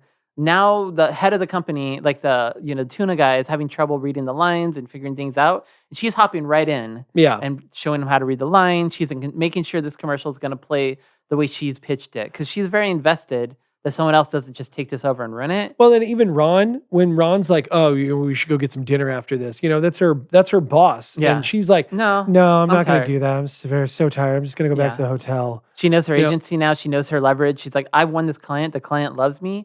I don't have to go to dinner with you if I don't want to. Yeah, there's no more real sucking up or anything. She's Yeah. like she's kind of gotten into her role. Yeah. And so then obviously there's the movement from there. And so now she's doing the commercial. The ladies, however, across the country now have taken Jack out. Oh yeah, I forgot that scene. They take Jack out for drinks. The all male review. Then they end up taking him to that all male review, which is just reminiscent to me of that scene from Summer School when was it Mark Harmon's character finds out that one of his students is dancing? Yeah. Which Joey? So, A lot of 80s movies really loved putting people. Bachelor Party also did it. The all male review was a big thing in the 80s. Yeah, man. And none of it ended up being like Chippendale styles. It was all that kind of seedy. He's like, so I assume body. these are the same guys from the spaceship. Yeah. Yeah, no, that was a pretty funny movie. Or a pretty funny scene. Yeah. And what I liked about it too is that they didn't make it totally like weirdly emasculating. He's in on the joke. The guy gives him a number. He's like, oh, okay. Yeah, but they didn't. First of all, they didn't make Jack super weird about it. Yeah. They made him likable through the whole thing. It wasn't weird. He was making jokes, but he was like clearly kind of uncomfortable. Okay. He's uncomfortable, but he's like, you know what? This is all fun. And here we go. Well, yeah, because like, remember where he pulls out that crumpled dollar and he's like, covers his eyes. I don't want to know where it goes. Where's it? Yeah. Oh yeah. Where's it going? Oh, don't tell me. And then when they drop him off at the end of the night, he's like, here you ladies go. Lance gave me his phone number. Yeah, no, and it was handled tastefully, I guess, for a scene that takes place in a movie that goes club. in and out of like kind of cartoon moments. This one they treated very like and, maturely. And Jack seemed likable the whole time, and he wasn't doing anything that I think would have been that didn't age well. Yeah, that's what I would say. Exactly. And so he comes home. They try to call Carolyn. We've, however, have seen that Ron has snuck into her hotel room while she's taking a bath. Yeah. And he's brought in champagne and dinner. In that very disgusting robe. Yeah. That robe is a crime against humanity and it should be burned. Yeah. I hate it so much. So now if you were ever on the fence with Ron, which you probably never have been, but now we're really like, this guy's a creep. Like, this is not cool. And it's weird. So he comes in and he's setting up all the food. And he's clearly like he's doing his Ron thing. And somehow in his head, he thinks this is all cool. Yeah, this is all very normal. This seems very reasonable. The audience in the movie, I think we all agree, isn't. But let's see how the scene plays. Martin Mull's setting up all this this champagne and all this fancy food. And the kids want to call Carolyn. So they call the room. Ron picks up. And then it cuts to Alex saying, it's some guy. So then Jack picks up the phone, like, what's going on? Only to have Ron repeat, who is this? Yeah, and then he goes, "This is her son. Who the hell? Or this is her husband. Who the hell is this?" So then Ron freaks out and hangs up. Yeah, because he says that she's in the tub, and so now Jack is seething and freaking out. Carolyn walks in, like, "What the hell's going on? Why are you in my room? Who was on the phone?" Yeah. Oh, wrong number. Yeah, but the linchpin of this scene, which is weird to me, is that you have Ron, who's the whole time has sort of been like, saying that she's beautiful and really like, downplaying Jack to try to get to her. Yeah. And then he has this moment where he's like, okay, you dump Jack, get with me. And she's like, Ron, you don't love me. Or she's like, Ron, are you in love with me or something? And he's like, oh, hell no, but the client is. Yeah. And I'm like, that's weird. That is a weird line. But I think it plays to his weird narcissism because this guy just sort of thinks that like, you're the flavor of the month and this is going to be great. And it's like, no, that might work in your boardroom where no one can sell anything anymore. Yeah. That might have worked, but you've brought some toxic vibe there that's kind of killing it. I'm the new energy and I'm not playing that. So what does she do? Yeah. Oh, no, she asked him to leave, which I think is very gracious. Yeah. And she makes it very clear she doesn't want to do any of this. And then she punches him right in the face. Knocks him over. He hits the chair. The chair flips over. Oh, beautiful. Yeah. Beautiful pratfall moment. Yep. And then we cut back to Jack, and the phone is ringing over and over again. Annette is telling him that he should pick it up. It's like the 5th time it's rang. So that he, in what feels like will soon be that Bruce Wayne let's get nuts energy. Yeah. He picks up the phone, pulls the cord out, throws the phone across the room. And it's not like it smashes. You hear it hit stuff and roll. Yeah. Like it's a real throw. No, I love it. And then he kicks the TV over and that bursts into flames. And what was playing on the TV, funny enough, I looked it up because I thought it was interesting. So what was on the TV at the time when he ended up kicking it over was it was either this scene or a different one, but there was a movie on called I Was a Male War Bride. It's from 1949, and it stars Ann Sheridan and Cary Grant. And what happens in that movie is Cary Grant is an English officer who is paired with an American officer in Ann Sheridan. And they get married. And now, since he is from a foreign country, they're trying to get him to America using the War Bride Act.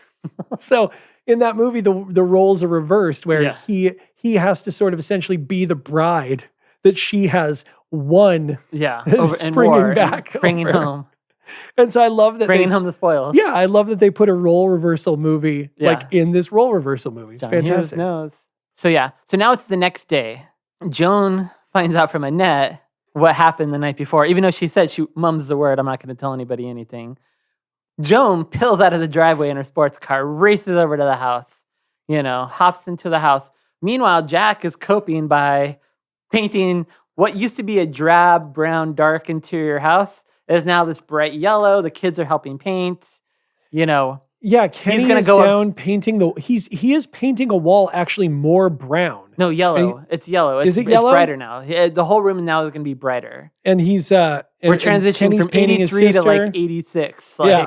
Houses are going to be bright now. Pardon me, Lisa again. Matt was correct. Kenny is painting the yellow walls and Megan a dark brown. Don't congratulate him, please. It will just feed his ego. Let's treat this more as a broken clock is right twice a day situation, shall we? Joan comes over. Jack just treats it as like, hey, the house.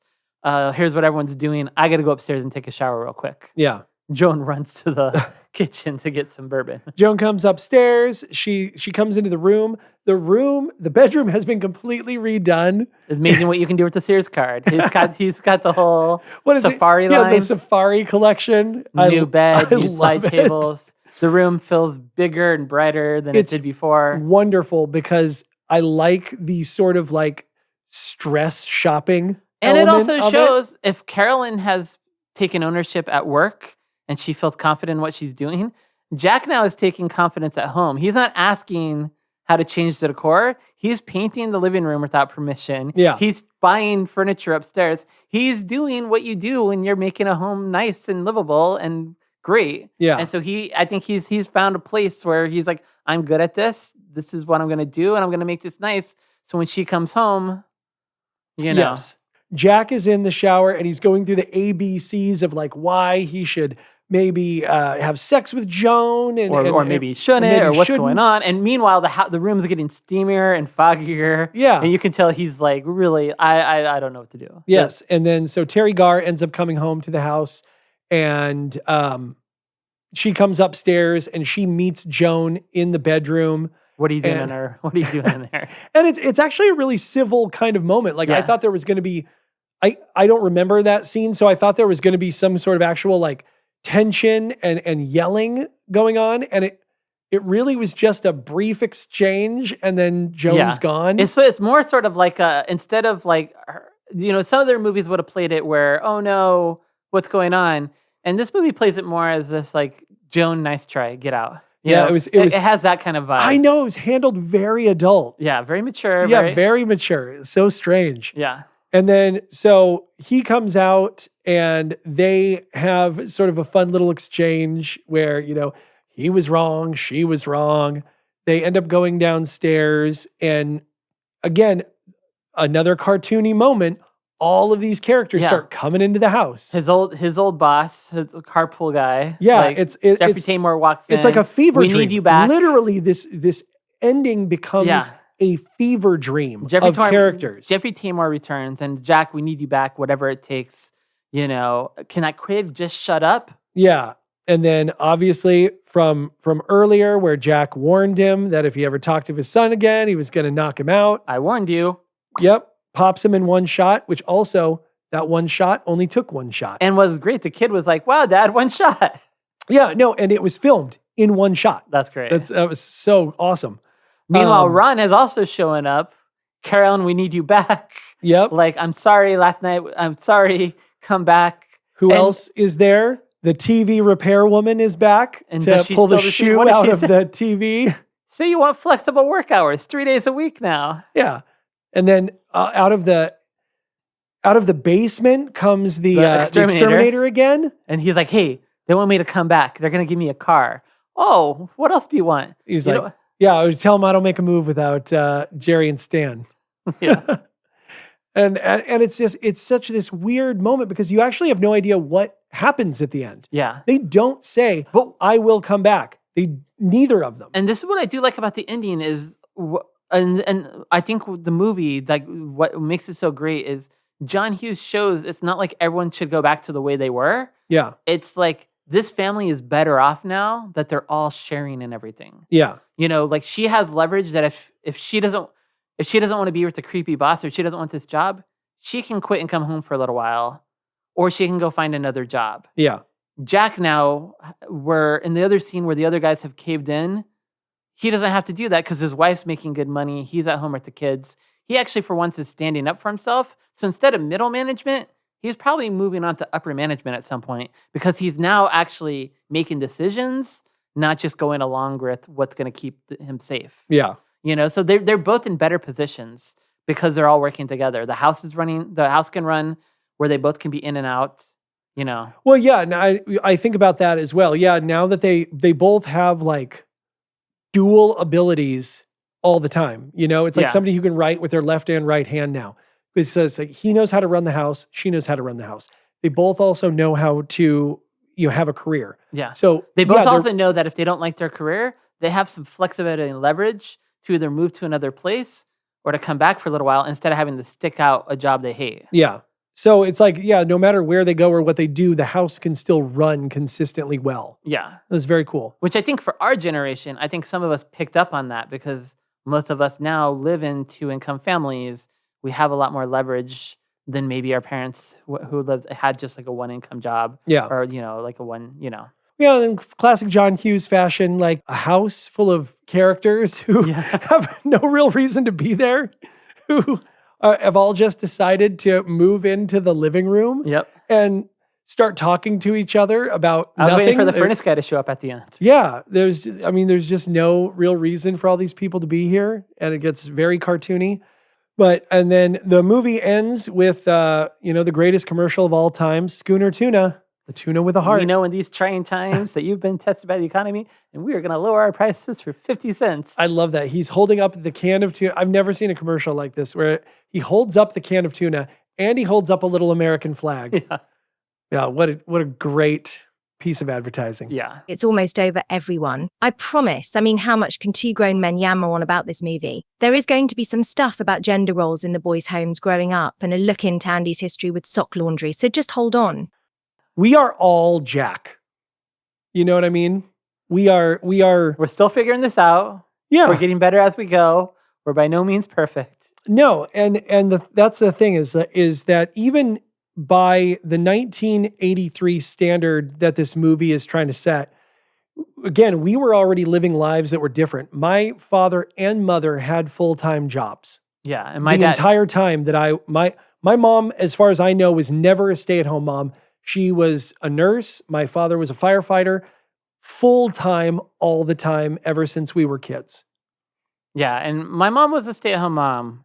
My dad, the Navy guy, I grew up in a military family, so I was just used to even at functions, like guys would pitch in and help cook.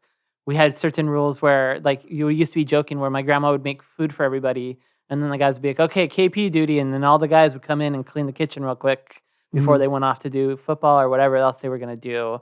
My dad and my mom had this sort of rule that like whoever cooked, the other cleaned. So if my mom made dinner, my dad and us would help clean the kitchen. If my dad made dinner, my mom and us would help clean the kitchen. Somehow the kids always got stuck helping clean the kitchen. But, but then again, probably why I cook now also, because... Well, I didn't learn how to do laundry till I was in my 20s because I was a pampered baby boy, and my dad or my mom would do my laundry. Oh, wow. So, we were laundromat kids. So he would just... I think my wife still thinks it's funny that when I pull socks out of the laundry, I will always find their match and fold them already. Oh, immediately? Because you did that at the laundromat because you didn't. If you lost the sock, it was gone. You weren't going to go back and find it. It was over. Yeah. Yeah, no, I do the laundry at my house now, and I have much more of an appreciation for it. And I am, in fact, having my kids kind of do their own laundry. Like we're kind of folding it in slowly where I'll have them bring their stuff downstairs, throw it in the machine, do a little squirt of, soap. And, they're kind of getting used to the process. And we have not a game, but we do have a thing where I'll put the basket out and we have, this nice dinner table. It's big enough that they can both work on folding. Nice. And so they get really excited about being able to fold correctly. In fact, Jackson taught me a way to fold his pants that I didn't think of. It's pretty dang efficient, to be honest. So they're actually teaching me some new stuff about folding, which I love. I don't know if we can talk about Mr. Mom much more. I think we've honestly put this thing under a microscope and really hit all the points. I think so. Well, I really hope everybody made it to the end. There's probably going to be some cuts, to be honest. I think so. But we really appreciate everybody being here today. It's been amazing to be here on this wonderful late Mother's Day. And if you haven't already, call your mother and your father. Tell them you love them. Thank you so much for folding my laundry and making me all that mac and cheese when I was little. And Mom's going to be like, Mother's Day was a few weeks ago, but okay. Thank you. Yeah, if you haven't called your mother yet to say Happy Mother's Day, and we are just now reminding you to do that, you got to step it up. And Father's Day is right around the corner. That's true. I will be receiving nothing. Oh. I know. I do all this work. I'm just going to get a card that goes, thanks. They'll get a card that'll open up to a tiny violin. Yeah. That'll just play a little nice little... That's, you know what? Let's just leave it where it is. All right, everyone. It's been wonderful having you here with us. We love you. Go check us out on Instagram at shelter.from.oblivion. Andy, anything else? When you're done watching a National Lampoon Vacation, go check out Mr. Mom. Yes, and then also go check out National Lampoon's Class Reunion. I'm going to be doing that tonight. Yes. All right. We got him, folks. Okay. Bye. Thank you for coming down to the shelter today. Come back next time where the topic will be, really, pop culture dogs of the 1980s. Wow, how original. I need to call my agent. My fellow Americans, I am Howard Humphrey, president of Schooner Tuna. All of us here at Schooner Tuna sympathize with those of you hit so hard by these trying economic times. In order to help you, we are reducing the price of Schooner Tuna by 50 cents a can. When this crisis is over, we will go back to our regular prices. Until then, remember, we're all in this together. Schooner Tuna, the tuna with the heart.